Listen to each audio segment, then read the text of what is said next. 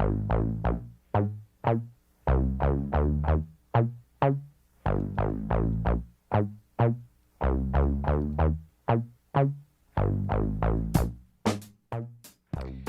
afternoon. Welcome to Education Today. I'm your host, Kitty Kelly Epstein, and my co-host, Jaron Epstein, will be with us next week. Today we have with us the public defender for the city of San Francisco, Manohar Raju. He is the only elected public defender in the state of California, which is very interesting in itself because it does seem like a public defender position is appropriately elected by the people that he may have to provide service for. And we interviewed Mano on the show a few months ago, and he talked about his mission, his very intense mission to defend individuals well. He told us that he felt that the people who were defended by the public defender's office should get the same kind of service as someone who could pay for a pay lawyer. There are a lot of unique aspects to his practice, which we're going to hear some more about. And he is also facing a very particular situation right now, which is very interesting and has implications for both him and for the public. So, Mano, welcome to Education Today. Hey, great to be on your show, Katie. It's always a pleasure to be on KPFA. Yes, and I think our listeners will be very interested in this. So first, can you remind us about what the public defender does, and then also tell us a little bit about your particular approach to the job? Sure. So for your listeners, again, Mano Raju, the elected public defender of San Francisco. What the public defender does is we provide representation to those who can't afford to retain counsel. This right is enshrined in the Constitution, well-established principles of due process, and also a unanimous 1963 decision called Gideon versus Wainwright, which declares that the Sixth Amendment's guarantee to counsel is a fundamental right essential for a fair trial. So everyone who is arrested who cannot afford an attorney, which is the vast majority of people in our state and county systems, comes to the public defender and we represent them. My approach, as we talked about last time, is I want people to know and feel like if you get the San Francisco public defender, and I wanted them to know that about me personally when I have a case, I'm going to provide better representation than any private attorney you could hire. I want our people in our office to aspire to that, and we like to say we provide the best defense that money cannot buy. And that really, the most important thing is that we empower our clients. So being client-centered, we have a requirement. If someone's in custody, you have to visit them within 48 hours of the initial time they're advised of the charges. We try to see people before that arraignment also, and really leave no stone unturned. Do every piece of investigation that needs to be done, file every appropriate legal motion, and work on your trial skills so that if the case goes to trial, they are going to get first-rate defense in the courtroom. Because if we don't operate at a very high level, unjust results happen. There are people in this country who plead to things they did not do every single day in courtrooms across the country because for several reasons. One is what's called overcharging cases, and that the prosecution has all the discretion about what is initially charged, and the numbers can get very high and people can feel intimidated to exercise their constitutional rights. The second is pretrial detention. There's a lot of people when they're making those decisions who are in jail, and sometimes the prosecutor can dangle something in front of you like, well, just plead to this strike or that strike and we'll release you today, not realizing that's a setup for the future. And lastly, something called trial tax, where judges will punish you for exercising your right to your constitutional right to a trial and give you more time than the initial offer in order to intimidate you into pleading guilty. So all of those things we have to overcome, and to do that, we have to really put a lot of passion, skill, and collaborative efforts into our work. Wow. And I don't think people hear those three things you said very frequently from anybody, because the last one is one I hadn't really thought about a lot myself, that the judges actually try to intimidate by making the consequences worse. So how do you get a bunch of lawyers who can perform at that level? I mean, that seems very difficult. It seems like a very difficult demand. It is difficult, and I tell most people, even when they interview, I tell them, I think this job probably isn't for you. It is really challenging. The stakes are very high. You're going to have a lot of work, and it's the emotional consequences for both you, your client, and their family are tremendous. But at the same time, there's beautiful work you can do as a public defender. You can accomplish tremendous things both in the courtroom and outside the courtroom. In the courtroom by filing the appropriate motions, getting just results in a courtroom where the odds are stacked against us, but also connecting our clients with services, seeing that client go through, whether it's substance use disorder counseling, anger management classes. Maybe sometimes we're connecting people with housing, short-term housing, or eventually long-term housing, trying to get people connected to employment, seeing your client enroll in City College or SF State, and really moving their life in a more positive direction and going to a graduation if they are in one of our specialty courts like young adult court or drug court or veterans court. I mean, those are joyous moments. Hearing the jury say not guilty. Those are joyous moments for a public defender. And if you want that joy, though, there has to be some risk and there has to be some sacrifice, and you can accomplish a lot of good for individuals, their families, and for society if you do this work at a high level. Yeah. So can you compare the resources that you have for this high-level work with the resources that the prosecutor, the district attorney has? Unfortunately, we don't have anything close to parity. In addition to representing people in criminal courts, we also represent immigrants who are facing deportation in immigration court. We also represent individuals the city attorney is trying to put into conservatorship in mental health courts. So we have these three different prosecuting agencies, and we do all this work with a budget that is $39 million less than the district attorney's office budget. Wow. $39 million less. Wow. Mm-hmm. Yeah. So it's something that we've tried to bring attention to in our budget talks every year. It's not fair to our clients. It's not fair to our staff. All of my attorneys are working dozens and dozens of hours of overtime without getting any compensation, unlike the police department, which is, getting overtime, time and a half for their extra time. And, the work that we do is the constitutional downstream impact of all of these arrests. There's been a concerted effort by the city to, quote unquote, clean up the streets, but that cleaning up the streets is sweeping people right to our doorsteps, and then we're in the position where we're protecting people's constitutional rights and trying to connect people with wraparound services so they can move their life in a more positive direction. But that takes effort, and all of my investigators, all of my social workers, all the attorneys, all the paralegals, clerks, everyone has more than they can possibly get done in a reasonable amount of time. And what happens is a lot of times, we accept representation of a client, but implicitly or explicitly, we have to tell that client, listen, I can do 10 minutes here and there for your case, but realistically, I'm not going to be able to devote substantial time to your case for months or maybe even years. And you have to sit in the cage until we can get there because there's so many cases piled up in front of that person's case.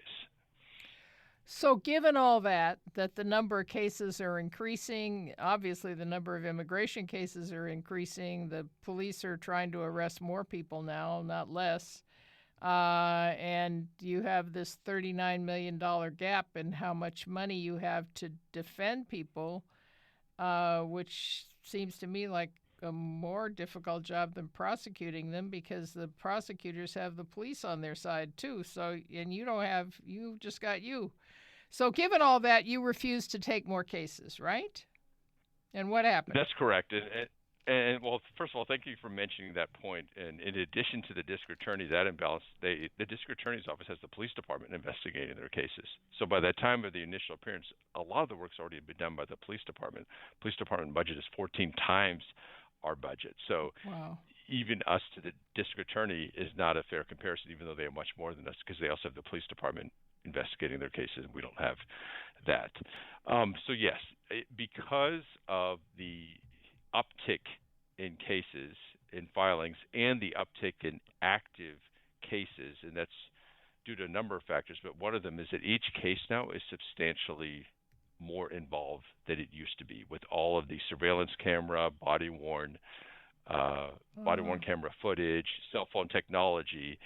We got about 50% more just in sheer body-worn camera compared to last year. The sheer number of terabytes are going up that we've received to review have gone up tremendously. So each case is more involved. They're taking longer to reach some sort of resolution, and there's an uptick in cases. On top of that, for the first time in about 50 years, we actually have a national workload study that came out in 2023 that says the amount of hours. They divided up the criminal legal code into 11 different categories, and they've documented how much time is needed minimally to be competent for each of those cases. So when you do the math, we need at least 36 more attorneys and substantially more investigators, social workers, and clerical staff also. In September of this year, the legislature commissioned the Office of the State Public Defender to generate a report, and that was released on September 29th of 2025, and it applied the national standards to California.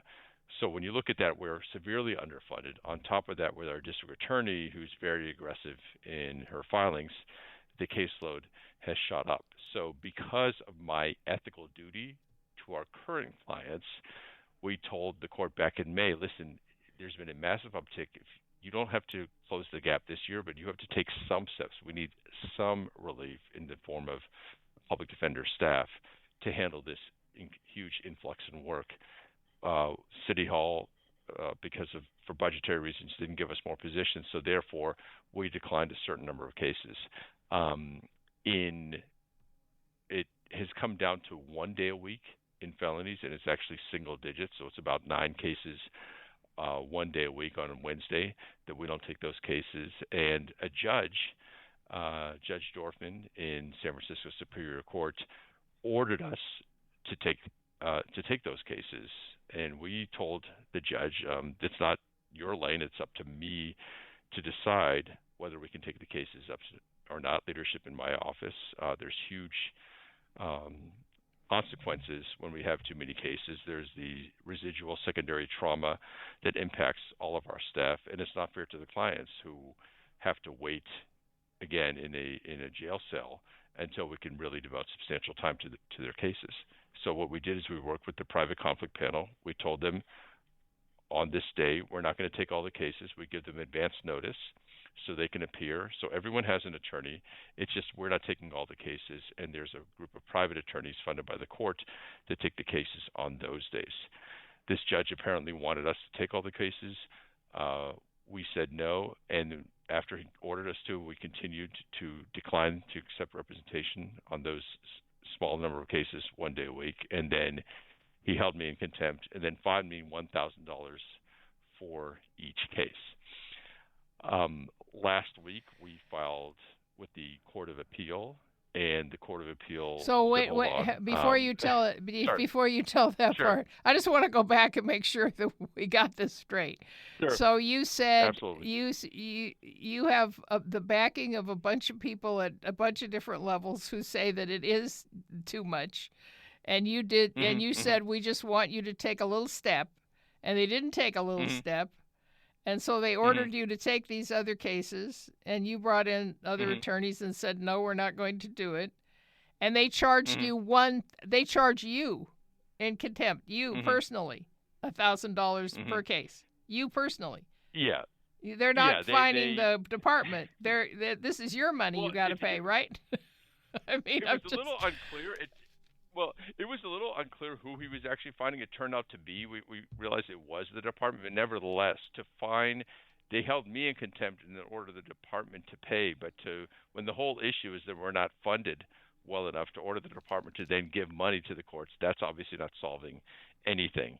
Fortunately, at the last hour, with about 90 minutes left before the fine was due, the Court of Appeal issued a stay. and said that we don't have to pay that fine. And let me say, the moment when they were sentencing me was a big moment for public defense in the state and the country. 9 other public defender chiefs drove up from across California to stand in solidarity. Wow. The courtroom was completely packed. There wasn't a single room available. So then there was the overflow, came back to our office and watched it on Zoom. We had letters from civil rights organizations, other public defender chiefs, partners in law firms, over 40 letters from across the country telling this judge, this is a huge mistake. You're stepping over your bounds, and the public defender has to have some independence. We don't work for the courts. We work for our clients, and we have a duty to zealously and ethically represent them. And when you take too many clients, you're basically choosing between upholding the constitutional rights of different clients, and that's not fair. It's not fair to sacrifice the rights of one client in order to meet the rights of another client. That's actually unethical. And we had the foremost expert opinions in the country telling me not only is what I'm doing ethically, but technically we should be giving cases back to the court that we can't handle. Yeah, so sounds right to all me. of the law and the ethics experts were on our side. Nevertheless, he ruled against us. But it has drawn attention to the issue, which is it's really about our clients deserve more time on each case. And when we shortchange them, unjust results happen. And that can have tragic consequences, both for our clients and their families. So can you tell me the name again of these 2 judges? You know, a judge is a judge is a judge as far as most of us are concerned. But it was Judge Harry Dorfman in San Francisco was the judge. And then the Court of Appeal was Justice Jackson is it's going to be 3 judges who make that decision, but it was Justice Jackson who signed the order staying the fine and saying we don't have to pay the fine and asking for more briefing on the underlying issue, which is going to happen in the subsequent weeks. So what more briefing means that the appeals court could reverse what the other court did, or what would more briefing mean? Exactly. Yeah, the appeals court could reverse the court below and say, listen, because he has said we're acting in complete good faith. This Judge Dorfman, even though he fined me, he said, no, I understand. Thank you for participating in this hearing. You didn't have to participate in it, but we thought it's a good opportunity. We have nothing to hide. We're aware of how many cases we have. We're aware of what the national workload study's done. We've done the math and crunched the numbers in terms of mapping each case, and everyone is at, in terms of actual cases, 150 or 170% of maximum capacity when you just count cases. But what these workload studies caution against is they said it's not enough to count cases. You have to look at what kind of cases it is. And when you look at workload studies, then we're at like 200% of capacity. That's clearly not fair. The scales of justice are not balanced, and it's very important that we start sounding the alarm about that and funding public defense so we don't just get more just results, but we also get timely results. There are clients who are in for 3 years sometimes, and then the jury looks at the case, and after an hour they come back not guilty. Well, that client is never getting that 3 years back. Their kids are never getting that time back. Every single public defender in my office can cut their caseload in half, and they would still have more than a full-time job. And wow. That's the state of our criminal legal system right now. And the whole fact of bail is a whole other thing. I mean, right, because there's a lot of people who are. I'm sorry, go ahead. No, I mean, it's part of the racial injustice of the United States because of the racial wealth gap, it's more likely that an affluent white guy is going to be able to get out of jail than somebody who doesn't have money. And, the racial wealth gap is 10 to 1 between the average white family and the average black family. So that's why the prisons are so full. And the fact that then you have to stay all that long time because the system doesn't even pay for the lawyers who could get you out. You don't even have a chance to get out. It's a really incredibly terrible injustice, and I think it's really fantastic that you all are taking it on. Well, thank you for that. You're right. This is 100% a racial justice issue. If you look at the inequities in our society in public education, in housing, in access to employment, in the passing of generational wealth. It's no surprise what the complexion is of most of the people who are in our jails and prisons are.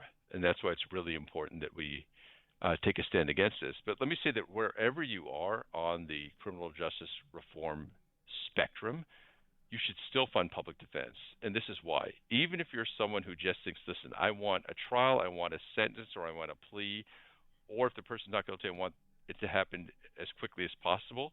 For that, you have to fund public defense, because you'll often hear prosecutors or victim rights organizations saying, why did this take so long? Why did we have to wait 3, 4, 5 years to get a resolution for the families of the victims? Well, because we don't fund public defense well enough. The sort of levers of justice can't move if we have too many cases on our plate. So we can move cases much quicker and do the constitutionally required work quicker, and we can get to that result faster if we have more staff. And when you have this kind of imbalance, it's a no-brainer to fund public defense, because you're also going to get a lot more bang for your buck in terms of quality, because people come to a public defender's office. We do it because it's a calling. We're going to put in the extra hours because we do care. So it's a very good investment in city resources. So in the last couple minutes that we have, what should people work on if they care about this? Are there some legislators who are better? Are there some possible laws? Are there what kind of work what are you going to do besides keeping on you and doing your job, which is too hard? And what could the public do?